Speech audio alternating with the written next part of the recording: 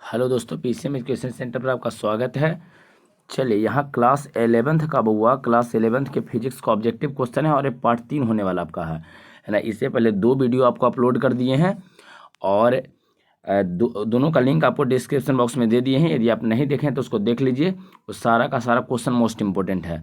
और यहाँ देखिए, वीडियो स्टार्ट करने से पहले इसको लाइक कर दीजिए, चैनल इस वीडियो को शेयर कीजिए और चैनल को सब्सक्राइब कर लीजिए यदि अभी तक आप इसको सब्सक्राइब नहीं किए हैं। तो चलिए, यहाँ पर अब हम लोग अपना क्वेश्चन शुरू करते हैं। और सबसे पहला जो आपको क्वेश्चन यहाँ पर दिया गया है, देख लीजिए। एक मोस्ट इंपोर्टेंट क्वेश्चन है कि निम्नलिखित में से कौन ऋणात्मक नहीं हो सकता है ना। ये कौन सा है? 4 ऑप्शन आपको दिया गया है। यहाँ देख लीजिए, 4 ऑप्शन आपको दिया गया है। इसमें से कौन ऐसा है जो ऋणात्मक नहीं हो सकता है? कौन है? जैसे ये कहा गया कि कुल पथ की लंबाई, वेग और त्वरण। इसके बाद फिर कहा गया है इनमें से कोई नहीं। कौन कह रहा है कि इसका मान ऋणात्मक नहीं होगा, ऋणात्मक नहीं हो सकता है? जल्दी से आप बताइए, कमेंट कीजिए जल्दी से। कौन जो है इसमें जो ऋणात्मक आपका नहीं हो सकता, ऋणात्मक कौन नहीं रहेगा? जल्दी से आप आंसर बताइए। ऋणात्मक कौन नहीं रहेगा? कुल पथ की लंबाई ऋणात्मक नहीं होगा, वेग ऋणात्मक नहीं होगा, या त्वरण, या इनमें से कोई नहीं। कौन ऋणात्मक नहीं होगा? बिल्कुल, जिसका आंसर आ रहा है कुल पथ की लंबाई, पहला वाला आंसर जो आ रहा है बुआ, जिसको ये आ रहा है कि कुल पथ की लंबाई, ये आपका ऋणात्मक नहीं है, तो ये आपका रहेगा। बताइए, लंबाई का भी ऋणात्मक होगा। जैसे एक मान लीजिए कि यहाँ से यहाँ एक वस्तु ऐसे ले लिए हैं और इसकी लंबाई 2 मीटर लिख देते हैं, तो कोई जी कहेंगे मतलब क्या इसमें बोले हैं कि इसकी लंबाई माइनस में 2 मीटर है? ऐसा तो नहीं बोलते हैं। जब भी लंबाई होता है, दूरी रहता है, तो सबके सब हमेशा धनात्मक होता है। तो लंबाई कभी भी आपका ऋणात्मक नहीं रहेगा, ध्यान रखना है। किसका मान ऋणात्मक नहीं हो सकता है? तो लंबाई का हुआ। कौन सा हो गया? कुल लंबाई। तो ये आपका यहाँ पर आंसर बन गया। क्लियर है? चलिए, अगला क्वेश्चन को चलते हैं। नेक्स्ट क्वेश्चन में पढ़िए क्या दिया गया है। एकदम अति महत्वपूर्ण वाला क्वेश्चन में से है बउआ, इसको तो आपको बताना ही पड़ेगा। और उतना ही आसान क्वेश्चन है, पूछता भी है और आसान क्वेश्चन भी है। कहा गया है विस्थापन के परिवर्तन के दर, मतलब विस्थापन के परिवर्तन के दर कहने का मतलब है कि विस्थापन ऊपरी लिखेगा, है ना। विस्थापन ऊपर आपका लिखा रहेगा और परिवर्तन के दर, दर मतलब समय से डिवाइड करेंगे। तो विस्थापन और समय को यदि डिवाइड करते हैं तो आपको क्या मिलता है? रफ्तार मिलता है, त्वरण मिलता है, वेग मिलता है, दूरी मिलता है। तो बताइए, विस्थापन और समय है ना, दर, परिवर्तन की दर, दर कहे का मतलब समय से उसको भाग देना। तो विस्थापन को यदि समय से भाग देते हैं तो आपका क्या मिलता है ना, रफ्तार मिलता है, त्वरण मिलता है, वेग मिलता है, या दूरी मिलता है। चलिए जल्दी से बताइए, विस्थापन के परिवर्तन के दर को कोची कहते हैं? मतलब विस्थापन को दर मतलब समय से भाग देना। जब भी कभी दर जैसा वर्ड कुछ यूज हो जाए फिजिक्स या केमिस्ट्री में, तब समझ जाइए कि उसको समय से भाग देने की बात किया है। चलिए, तो बताइए, विस्थापन और समय के अनुपात को क्या कहते हैं, या विस्थापन के परिवर्तन के दर को क्या कहते हैं? जल्दी से बताइए क्या हो जाएगा। हाँ वो जिसका जिसका भी वेग आ रहा है सभी लोग सही। इसका आंसर आपका आ जाएगा वेग। इसका आंसर क्या हो जाएगा? विस्थापन और समय के अनुपात को या विस्थापन के परिवर्तन के दर को हम लोग वेग कहते हैं। जिसका भी वेग आ रहा है सभी लोग सही हो। अगला क्वेश्चन को चल रहे हैं। नेक्स्ट क्वेश्चन में यहाँ देखिए क्या दिया गया है। ये भी एक इम्पोर्टेंट क्वेश्चन है, इसको पहले पढ़िए क्वेश्चन को आराम से। क्या कहा गया है पढ़िए पहले। यहाँ क्वेश्चन में क्या है, ये है आपका क्वेश्चन। हाँ, किसी वाहन है ना, किसी वाहन का स्पीडोमीटर क्या पढ़ता है या मापता है? स्पीडोमीटर सब में लगा रहता है वो, जितना गाड़ी चलाते हो ना सब में स्पीडोमीटर, 2 चक्का 4 चक्का सब में स्पीडोमीटर क्या मेजर करता है, क्या मापता है, क्या पढ़ता है, क्या बताता है? स्पीडोमीटर आपको क्या बताएगा, क्या मापता है? जल्दी से बताइए। औसत है ना गति को मापता है, औसत वेग को मापता है, है ना तत्कालीन गति को मापता है, तत्कालीन वेग को मापता है। तो जल्दी से बताइए क्या रहेगा। किसी वाहन का स्पीडोमीटर जो होता है क्या मापता है? तो चलिए जल्दी से बताइए, स्पीडोमीटर क्या मापेगा बउआ?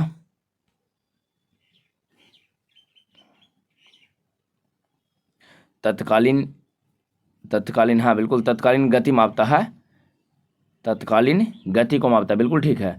जिसका जिसका भी तत्कालीन गति आ रहा है सभी लोग सही हो, तत्कालीन गति को मापता है।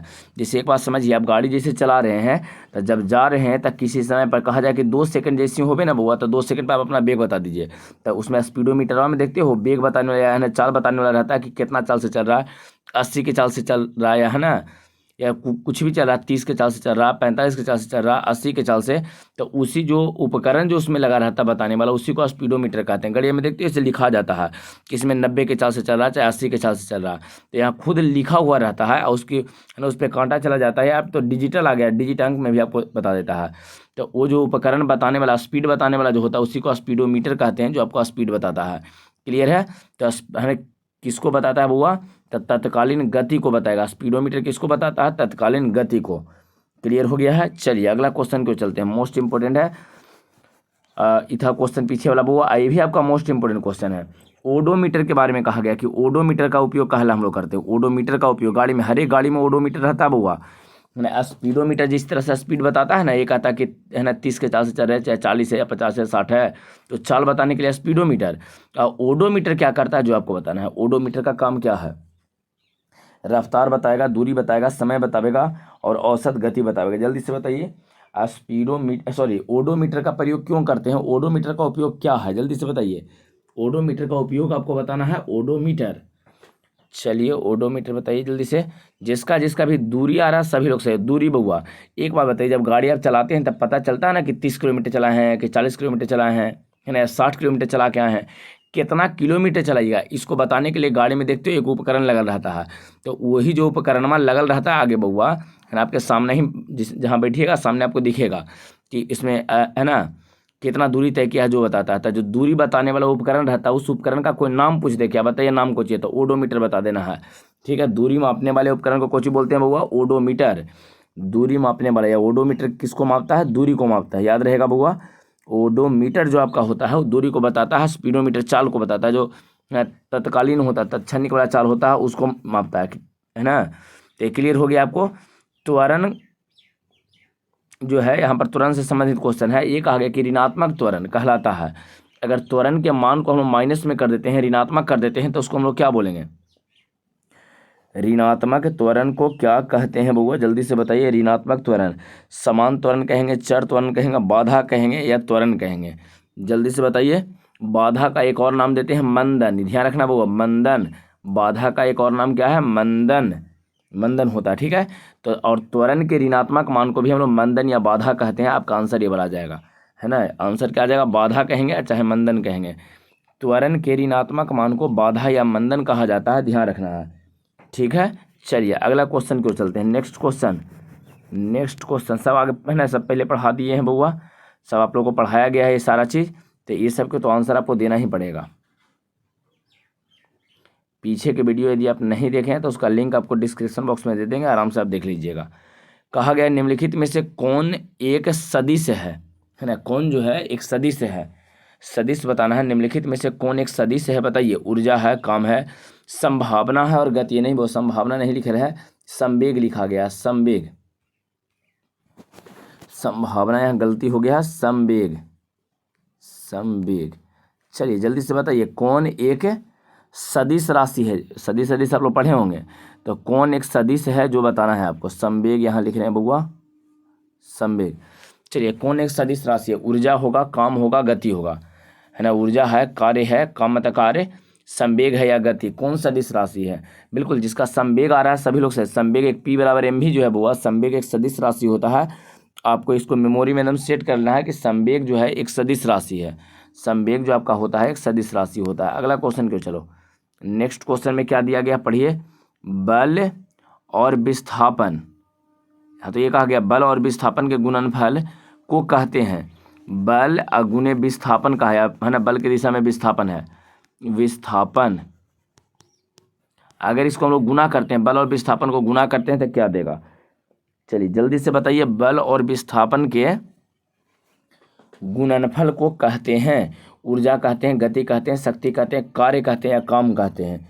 जल्दी से बताइए क्या रहेगा बउआ।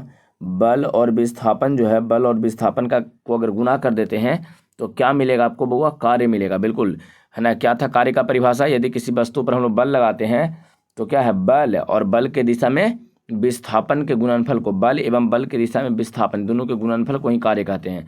तो कार्य आपका हो जाएगा आंसर, काम कहिए या कार्य कहिए, ठीक है। तो यहाँ पर आपका आंसर क्या आ जाएगा, कार्य आपका आंसर हो जाएगा। तो चलिए यहाँ पर अब लिख दे बल जाएगा कि इसका आंसर क्या रहेगा, कार्य या काम, ये आपका आंसर हो जाएगा। क्लियर है। चलिए बउआ अगला क्वेश्चन की ओर चलते हैं। नेक्स्ट क्वेश्चन में देखो क्या दिया गया, ऊर्जा है, जल्दी से बताओ ऊर्जा क्या होता है। कार्य करने की क्षमता को कहते हैं, काम करने की दर को कहते हैं, कार्य का परिवर्तन है, इनमें से कोई नहीं।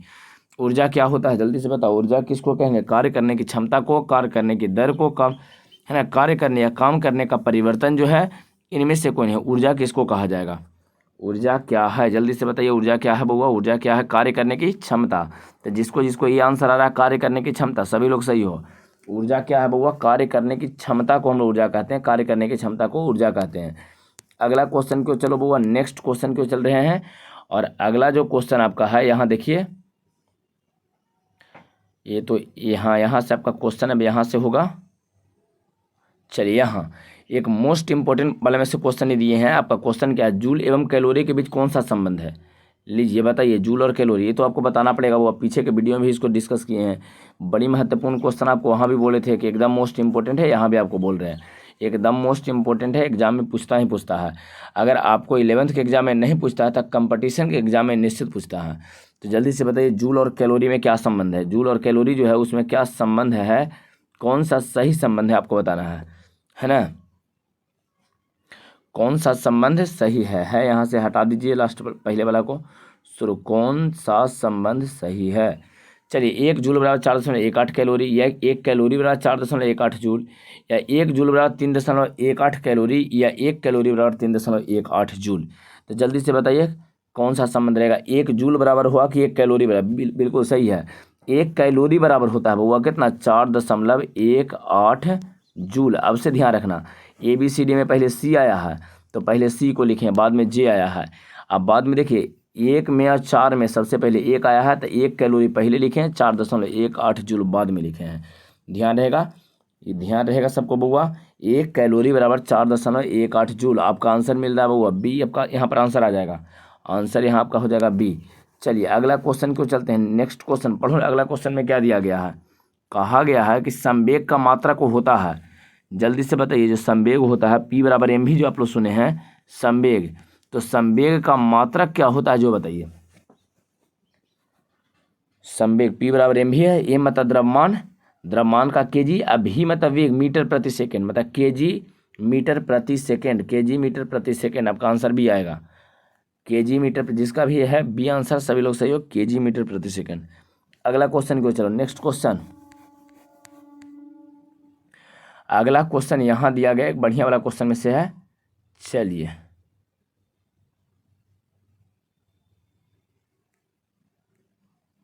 पढ़िए, क्वेश्चन में क्या दिया गया है। कहा गया है कि जब दो द्रव्यमानों के बीच की दूरी 6 गुनी बढ़ा दिया जाए, है ना, 6 गुनी कर देते हैं, तो बताइए बल जो होता है आपको पता है कि बटा में r² होता है।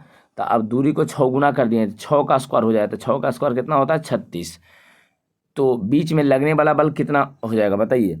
नीचे के 6 का स्क्वायर 36 तो आएगा, तो 1/36 गुना हो जाएगा।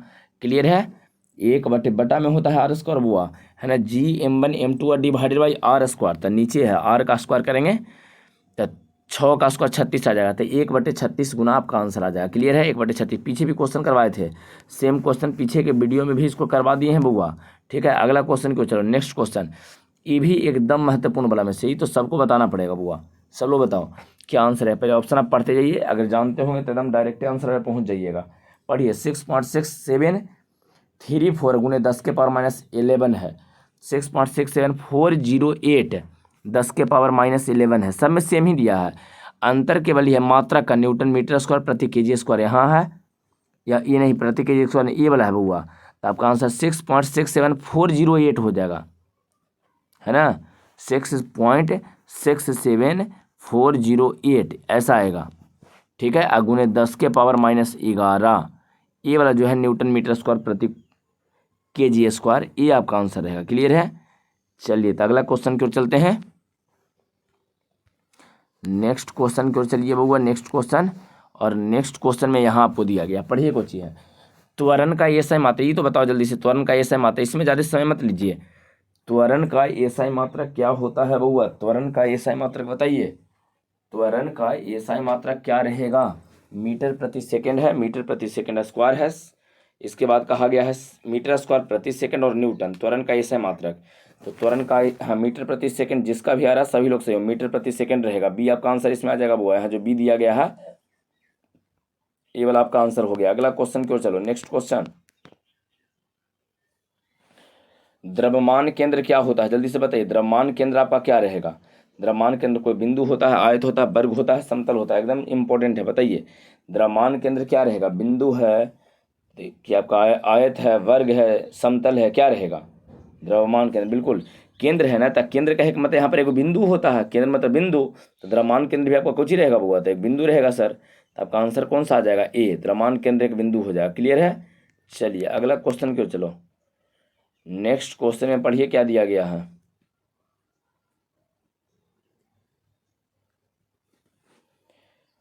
दो द्रव्यमानों के बीच लगने वाले बल को कहते हैं, जो दो द्रव्यमान, एक द्रव्यमान यहाँ है, एक द्रव्यमान यहाँ है, दोनों के बीच जो बल लगता है आकर्षण बल, कौन सा बल होगा। वैद्युत बल, चुंबकीय बल, नाभिकीय बल, गुरुत्वीय बल। जल्दी से बताओ, दो द्रव्यमानों के बीच लगने वाले बल को हम लोग क्या कहेंगे बउआ। दो द्रव्यमानों के बीच लगने वाले बल को क्या बोला जाएगा, गुरुत्वीय बल कहेंगे। बिल्कुल सही है, जिसका आंसर डी आ रहा है, सभी लोग सही हो। गुरुत्वीय बल है ना, गुरुत्वाकर्षण के कारण लगता है, तो गुरुत्वीय बल आपका हो जाएगा। अगला क्वेश्चन को चलो नेक्स्ट क्वेश्चन में पढ़ो क्या दिया गया है।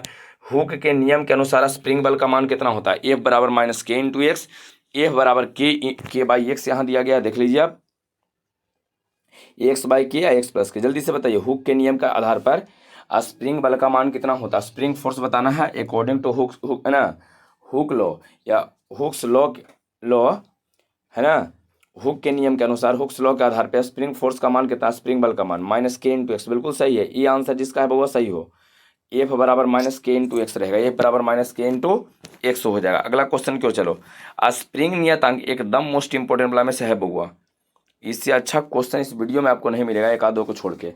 स्प्रिंग नियतांक का ऐसा मात्रक, ये तो आपसे पूछता ही पूछता है। स्प्रिंग नियतांक के होता था बउआ, ये बराबर के इंटू एक्स था, के स्प्रिंग नियतांक है, इसका मात्रक बताइए क्या, न्यूटन प्रति मीटर, मीटर प्रति न्यूटन, न्यूटन मीटर और न्यूटन मीटर स्क्वायर।